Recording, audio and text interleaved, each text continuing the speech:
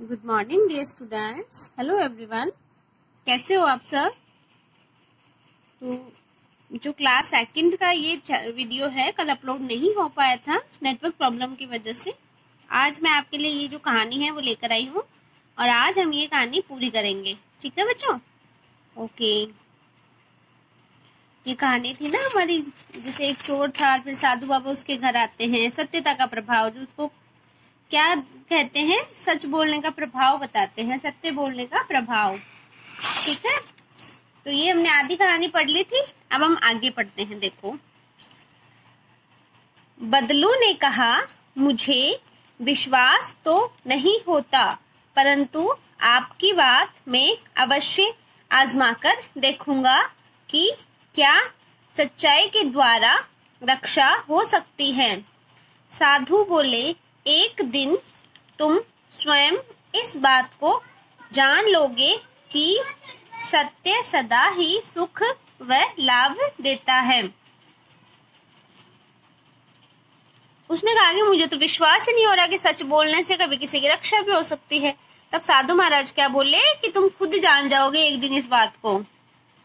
अगले दिन बदलू चोरी करने राजमहल में जा घुसा। उसने कीमती गहनों व रुपयों को चुराकर एक गठरी में बांधना शुरू कर दिया, किंतु तभी एक पहरेदार वहां आ गया। उसने बदलू से कड़क कर पूछा। अब जो राजमहल में अगर कोई पहरेदार होगा, सैनिक होगा, और उसको अगर कोई दिख जाएगा राजमहल में तो वो तो कड़क के ही पूछेगा उससे। उसने बदलू से कड़क कर पूछा, तुम कौन हो और यहाँ क्या कर रहे हो। पहले तो बदलू घबरा गया, फिर अचानक उसे साधु की बात याद आ गई। उसने सोचा कि आज मैं भी सत्य बोलकर देखूंगा कि सत्य से मेरी रक्षा कैसे होती है। उसने पहरेदार से कहा, जी मैं चोर हूँ और राजा का धन चुरा रहा हूँ। पहरेदार ने एक क्षण सोचा और हंसने लगा।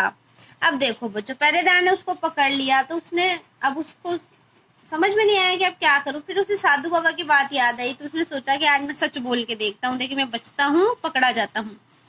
तो जब पहरेदार ने उससे पूछा, ये देखो आप चित्र के माध्यम से अच्छे से समझ पाओगे बेटा कि देखो ये राजमहल है, ये पहरेदार है, ये बदलू है, और इसमें देखो कीमती वस्तुएं और सामान दिख रहा है ना आपको। ये चोरी करके ले जा रहा है यहाँ से, और तभी पहरेदार ने इसको पकड़ लिया और ये पूछ रहा है कि तुम कौन हो। और जब ये कहता है ना कि मैं तो चोर हूँ, तो पहरेदार हंसने लग जाता है, क्योंकि कोई भी चोर अगर चोरी करने आएगा तो ऐसे थोड़ी कहेगा कि मैं चोर हूँ, कोई विश्वास नहीं करेगा फिर तो। उसने कहा, जी मैं चोर हूँ और राजा का धन चुरा रहा हूँ।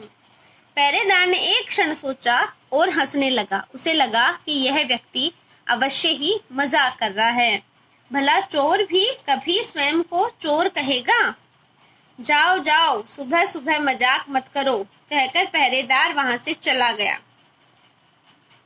जाओ जाओ, सुबह सुबह मजाक मत करो, पहरेदार ने यही कहा उससे, कहकर पहरेदार वहां से चला गया। आज बदलू ने सत्य का प्रभाव देख लिया था। आज बदलू ने किसका प्रभाव देख लिया था कि देखो मैं सच बोल के भी बच गया, सच बोल के मैं बच गया। उसने भविष्य में सदा सत्य बोलने का प्रण लिया और राजमहल से खाली हाथ लौट आया।